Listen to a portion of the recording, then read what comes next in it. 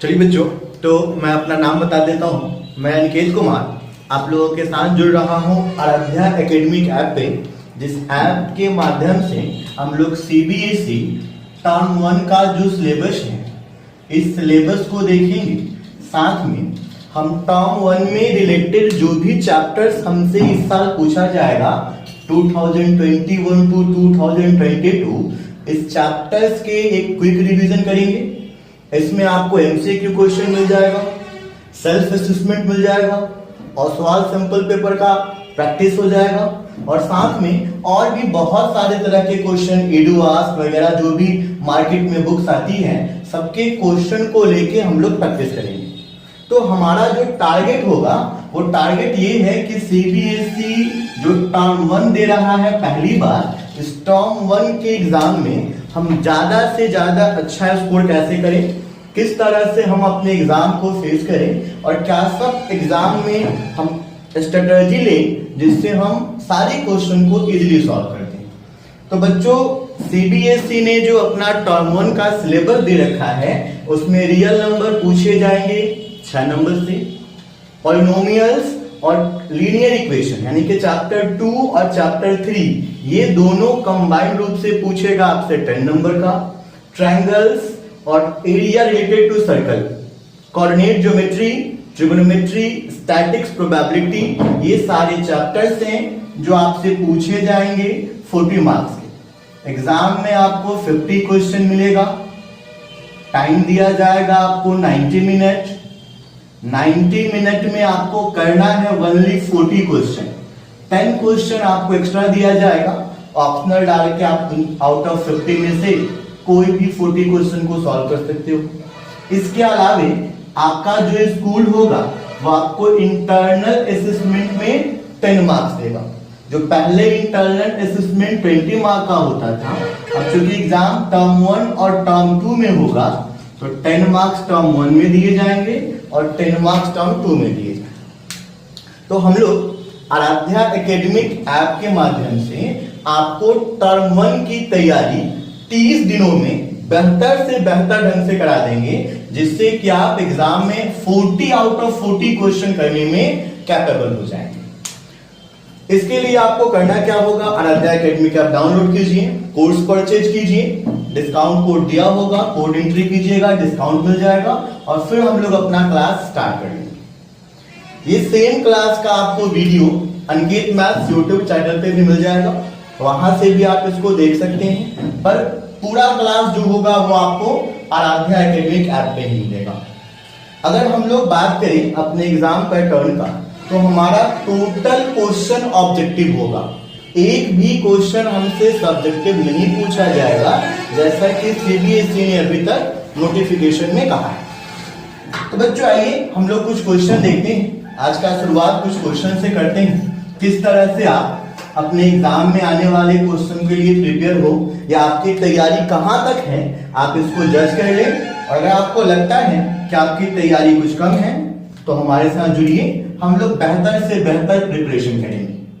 ये ट्रायंगल है, जिस ट्रायंगल का नाम हमने लिया है ट्रायंगल एबीसी। यहां पे एंगल ए बना दिया मैंने 90 डिग्री, ए से बीसी पे परपेंडिकुलर डाल दिया बीडी, और हमें कुछ एक साइड्स का इंफॉर्मेशन दे रखा है। ये वाला साइड दे रखा है 9 सेंटीमीटर, ये साइड दे रखा है 4 सेंटीमीटर और कहता है फाइंड एडी। मुझे एडी का वैल्यू निकाल देना है। हमारा ऑप्शन ए है 6 सेंटीमीटर, ऑप्शन बी है 4 सेंटीमीटर, ऑप्शन सी है 9 सेंटीमीटर और ऑप्शन डी है 13 सेंटीमीटर। देखिए, अगर आपने पढ़ा है ट्रायंगल्स, अगर आपकी तैयारी हुई है तो आप इस क्वेश्चन को ट्राई करिए। वैसे इस क्वेश्चन के लिए हम लोग देखेंगे कि जब आप सिमिलरिटी पढ़ेंगे, जब आप ट्रायंगल पढ़ेंगे, तो इस ट्रायंगल में हम लोग आगे जाने के बाद एक थ्योरम डिराइव करेंगे, AD square is equal to BD into CD। AD मुझे निकालना है जो स्क्वायर में है, BD दे रखा है 9 और CD दे रखा है 4। गुणा कर दो 36, इधर स्क्वायर है, इधर ले जाओ रूट, और 36 का रूट, तो इस क्वेश्चन का करेक्ट आंसर क्या था? √6 था। एक और क्वेश्चन देखते हैं हम लोग। 6 to the power n plus 5 to the power n, अगर आप इसको सॉल्व करोगे for any natural value of n, for any natural value of n, n के किसी भी नेचुरल वैल्यू के लिए what is the unit place, what is the unit digit, ये आपको फाइंड कर देना है। क्या आप n का कोई सा भी नेचुरल वैल्यू लेते हो तो उस n के नेचुरल वैल्यू के लिए ये जो आपके पास एक एक्सप्रेशन दे रखा है 6 to the power n plus 5 to the power n, इसका यूनिट डिजिट क्या होगा? और हमारे पास ऑप्शन है बच्चों, option A 5, option B 6, option D 1 and option C 1 and option D none. ये हमारे पास एक क्वेश्चन है और हमसे पूछा जा रहा है कि इसका यूनिट डिजिट क्या होगा। n आप कोई भी नेचुरल नंबर ले सकते हो। अगर n नेचुरल नंबर की बात कर रही है, नेचुरल वैल्यू का बात कर रहा है, यानी n का वैल्यू आप 1 2 3 से लेकर के इनफिनाइट तक कुछ भी डालोगे, उस समय इस पूरे एक्सप्रेशन का unit digit, unit place value क्या होगा, ये आपको बता देना है। इस क्वेश्चन का आंसर आप ट्राई करिए। देखिए कुछ क्वेश्चन को, बातों को ध्यान रखिएगा कि 6 का पावर कुछ भी डालिए, कोई भी नेचुरल पावर हो 6 का, ऑलवेज एंड करेगा 6 से। जैसे 6 का पावर 1, 6 का पावर 2 36, 6 का पावर 3 216, तो 6 का किसी भी पावर के लिए यूनिट डिजिट क्या मिल रहा है आपको? 6 मिल रहा है। ऐसे ही 5 का आप कुछ भी पावर लो, 5 का पावर 1 5, 2 25, 3 125, 4 625, आप 5 का पावर कुछ भी लोगे आपको यूनिट क्या मिलेगा? क्वेश्चन जो पूछा है वो आपसे क्या पूछना चाह रहा है? यूनिट डिजिट पूछना चाह रहा है। तो आपको टारगेट सिर्फ यूनिट से रखना है, इसके पहले क्या आ रहा है क्या नहीं आ रहा है ये हमारे लिए कोई इंपॉर्टेंस नहीं रखता है। तो 6 का पावर n का यूनिट हमेशा 6 होगा, 5 के पावर n का यूनिट हमेशा 5 होगा। जब आप इसको ऐड करेंगे तो 11, यानी यूनिट डिजिट में हमेशा 1 रहेगा, ऑप्शन सी। ठीक है, नेक्स्ट क्वेश्चन देखते हैं बच्चों हम लोग।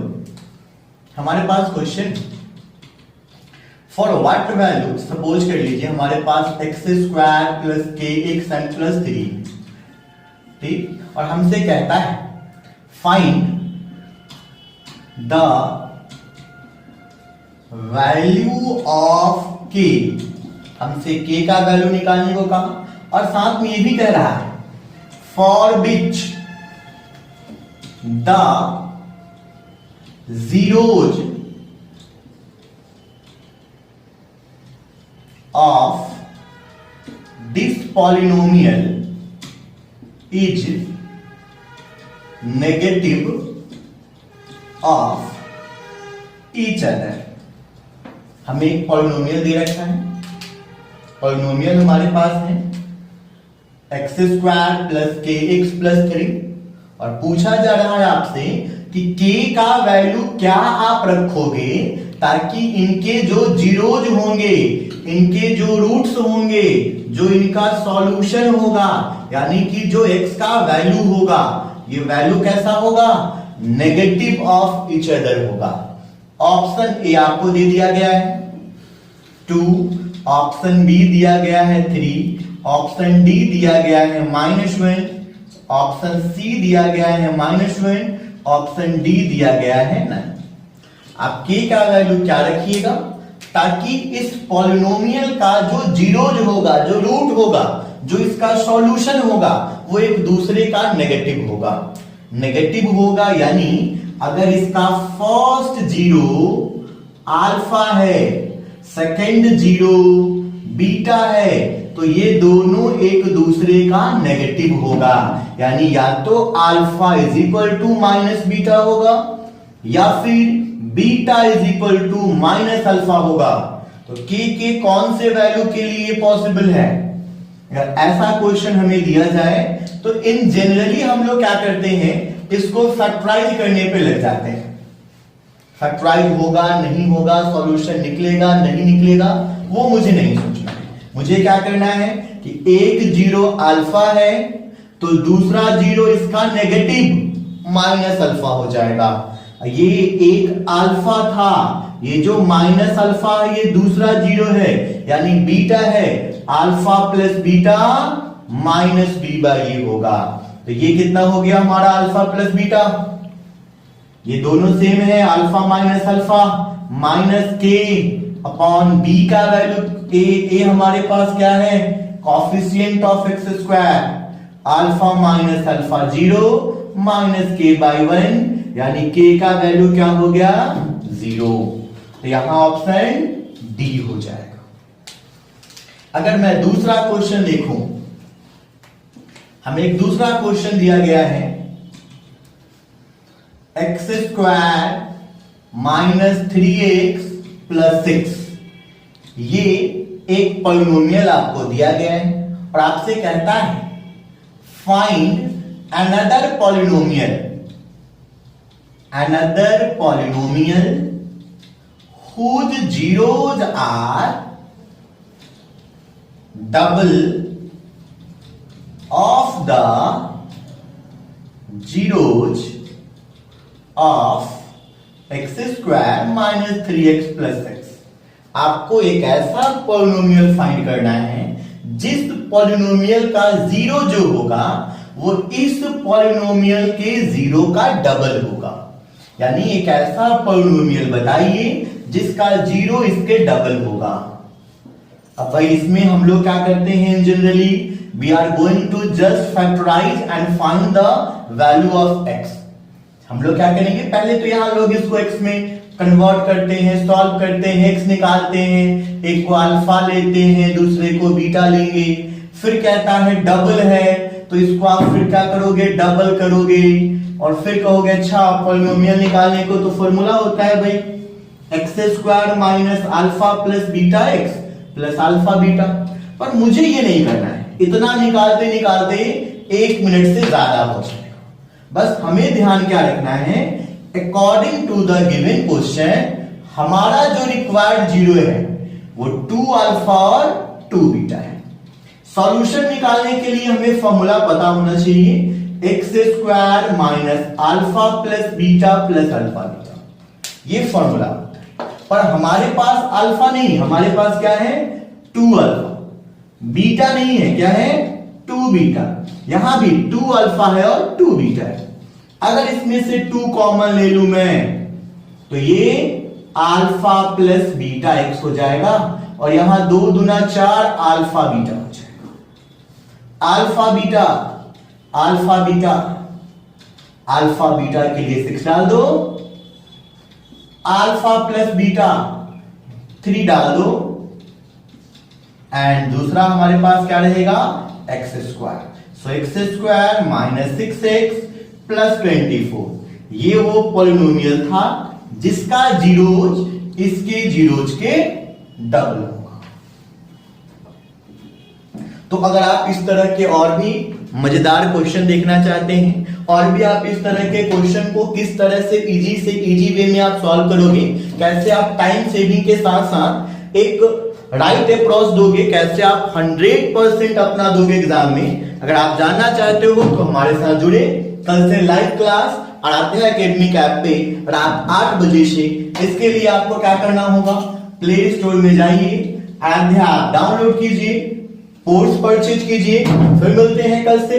ये इस चैप्टर के, इन सारे चैप्टर्स का सिर्फ और सिर्फ शॉर्ट नोट था जो हम 5 मिनट में कर सकते थे। इससे भी बढ़िया बढ़िया क्वेश्चन, बढ़िया बढ़िया कॉन्सेप्ट देखना है आपको, तो जुड़िए हमारे साथ कल से आराध्या एकेडमिक ऐप पे, जहां हम लोग मिलके 2021 में टर्म 1 का जो एग्जाम है इसको बिल्कुल इजी तरीके से उड़ा देंगे, बिल्कुल सॉल्व कर देंगे। मिलते हैं कल रात 8 बजे आराध्या एकेडमिक ऐप पे। चलिए बच्चों, आज का क्लास हम लोग स्टार्ट करते हैं। जैसा कि कल मैंने अपने लास्ट वीडियो में बताया था कि हम लोग क्लास 10th के टर्म 1 का प्रिपरेशन बेहतर से बेहतर ढंग से करने के लिए मैं अनिकेत कुमार आपके साथ जुड़ रहा हूं आराध्या एकेडमिक ऐप पे, जहां पे हम लोग टर्म 1 की तैयारी करेंगे, जिसमें चैप्टर्स को देखेंगे, उस पे बेस्ड कुछ क्वेश्चन को देखेंगे। तो आज मैं आप लोगों के सामने आप लोगों के लिए लेके आ रहा हूं चैप्टर 1 रियल नंबर। बहुत अच्छा चैप्टर है, छोटा सा चैप्टर होगा और इस चैप्टर में बच्चों हमें बस कुछ एक छोटी छोटी चीजों को सीखना होगा।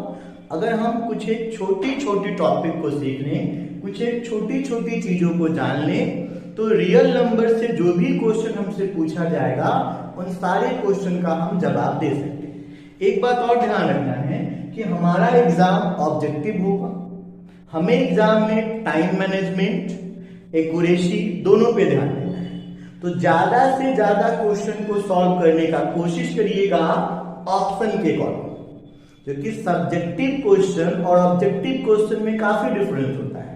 सब्जेक्टिव क्वेश्चन का आंसर अकॉर्डिंग टू क्वेश्चन देते हैं, बट ऑब्जेक्टिव क्वेश्चन जो होता है ना उसका आंसर अकॉर्डिंग टू आंसर दोगे, अकॉर्डिंग टू ऑप्शन दोगे। एज फॉर एग्जाम्पल एक छोटा सा सवाल मैं आपसे पूछता हूं, जैसे मैं आपसे पूछ लेता हूं एलसीएम ऑफ 4 8। आपको पता है भाई कि आप 4 8 का जब एलसीएम निकालोगे तो आपको 4 और 8 का एलसीएम क्या मिलेगा, 2 इंटू 2 इंटू 2 यानी कि 8। लेकिन ऑप्शन कुछ ऐसा है 12, 16, ऑप्शन सी 20, ऑप्शन डी 9, या ऑप्शन डी हम लोग ले लेते हैं लेट्स से 36। अब इस क्वेश्चन का आंसर क्या होगा?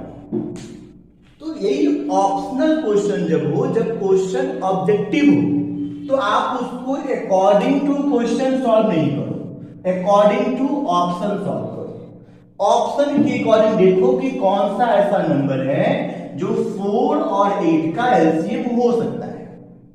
ठीक है, तो एलसीएम तो मुझे 8 मिला है। अब अगर 8 एलसीएम है, एलसीएम यानी कि क्या, 8 वैसा नंबर है जो 4 से भी कट जा रहा है और बच्चों 8 से भी कट जा रहा है। तो जो भी 8 का मल्टीपल होगा 16, 24, 32, 40, ये भी वैसे नंबर होंगे जो 4 से भी कटेगा और 8 से भी कटेगा। तो ऐसे क्वेश्चन में हमारा आंसर क्या होता, 16। जबकि अगर आप इसको सब्जेक्टिव तरीके से सॉल्व करते हो तो आपको आंसर क्या मिल जाता, 8। अब आंसर आपको आता 8, ऑप्शन में कुछ देता नहीं, तो उस समय आप क्या हो जाते, कंफ्यूज हो जाओगे। तो इसलिए ध्यान रखना है, ऑब्जेक्टिव क्वेश्चन हमारे साथ पूछा जाएगा बोर्ड में, तो हमारा जो तरीका होना चाहिए वो बेस्ड ऑन ऑप्शन होना चाहिए। तो स्टार्ट करते हैं पहला चैप्टर रियल नंबर से। इस रियल नंबर चैप्टर में हमें कुछ छोटी छोटी चीजों को जानना चाहिए। जैसे पहला, आप रेशनल नंबर किसे बोलोगे? 2 नंबर आएगा, रेशनल और दूसरा इरेशनल। तो ध्यान देना है कि रेशनल किसको कहिएगा। पहला बात देखिएगा, कोई p बाई क्यू के फॉर्म में हो, जानते हो q not equal to 0, p integer हो, q इंटीजर हो, आप उसको रेशनल नंबर बोलोगे। इंटीजर होना चाहिए। ये इस फॉर्म को तभी चेक करना जब क्वेश्चन फ्रैक्शन में दिया हो। दूसरा बात ध्यान रखिएगा, अगर क्वेश्चन डेसिमल में हो तो डेसिमल के बाद नंबर ऑफ डिजिट कितना है ये आप काउंट कर पा रहे हो, तो रेशनल नंबर होगा। डेसिमल के बाद नंबर ऑफ डिजिट कितना है काउंट नहीं कर पाओगे, यहां डॉट डॉट डाल दिया गया बच्चों, तो डॉट डॉट देने का मतलब है कि 8 के बाद भी इसमें कुछ आ रहा होगा, कितना आ रहा होगा नहीं कह सकता हूं, तो इसमें गन नहीं पाओगे कि नंबर ऑफ डिजिट कितना है, तो इसको इरेशनल बोलोगे। और अगर कोई रेकरिंग डेसिमल हो जिसमें कोई डिजिट बार बार रिपीट करे वो रेशनल होगा। थर्ड पॉइंट ध्यान रखना, अगर आपका क्वेश्चन कुछ शॉर्ट्स फॉर्म में दिया गया है, कुछ भी शॉर्ट्स हो सकता है, अगर आप इस शॉर्ट्स को सॉल्व कर पाओ, इसको आप सॉल्व करके इसकी रूट को, क्यूब रूट को, फोर्थ रूट जो दिया हो, अगर ये निकाल लो तो रेशनल, और अगर नहीं निकाल पाए तो इरेशनल। यानी सिंप्लीफिकेशन करने के बाद जो आएगा ना उसको देखना है कि वो रेशनल है या रेशनल नहीं। दूसरा टॉपिक आप ध्यान रखिएगा, पहला क्वेश्चन आपसे यही पूछेगा, इन्हीं में से किसी एक पे पूछेगा। दूसरा आपको ध्यान रखना है अबाउट डेसिमल एक्सपेंशन। तो डेसिमल एक्सपेंशन करते समय दो बातों को ध्यान रखिएगा। पहले तो Q जो होगा इसको फैक्टराइज करिए, Q के फैक्टर में 2 ओनली 2 हो, सिर्फ 2 मिले, ओनली 5 हो, सिर्फ 5 मिले, या बोथ मिले, 2 और 5 बोथ मिले, इन दोनों केस में बोलना है टर्मिनेटिंग। और अगर ये नहीं मिलता है तो नॉन टर्मिनेटिंग। लेकिन याद रखिए कोई भी आंसर देने से पहले सॉल्व जरूर करिएगा। सॉल्व करने के बाद जो फाइनल स्टेप होगा ना, उस फाइनल स्टेप को देखिएगा। अगर फाइनल स्टेप में ओनली 2 है, ओनली 5 है, या बोथ है डिनोमिनेटर में, तब उसको टर्मिनेटिंग कहना, अदरवाइज वो नॉन टर्मिनेटिंग होगा। बट सॉल्व करने के बाद, सॉल्व करने के पहले नहीं। फिर नेक्स्ट आप क्या याद रखिएगा कि डेसिमल में कितने डिजिट के बाद टर्मिनेट कर रहा है।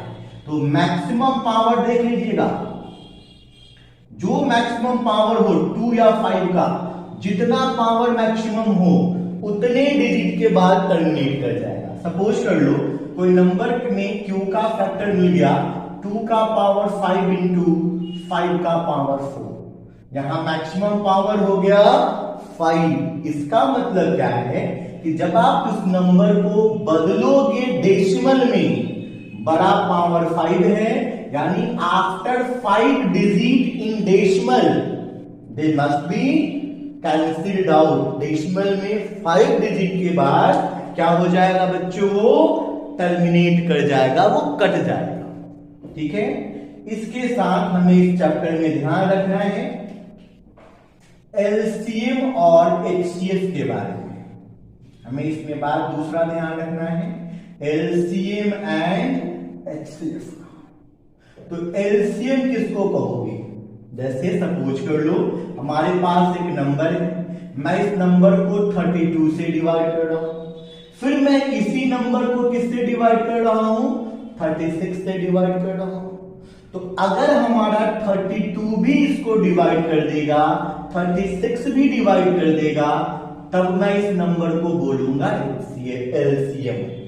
यानी एलसीएम उसको कहिएगा ना जो गिवन सारे नंबर से कट जाए। जो भी जितना नंबर दिया है ना, अगर उन सारे नंबर से कटने वाला होगा तो उसको एलसीएम कहिएगा। अगर आपका नंबर ऐसा नंबर जो 32 को भी काट दे, 36 को भी काट दे, सबको काट दे, वैसे ग्रेटेस्ट नंबर को बोलेंगे। इसके साथ आपको याद रखना है, इसमें नेक्स्ट टॉपिक आपको जो पढ़ना है यहां, वो पढ़ना है फंडामेंटल थ्योरम।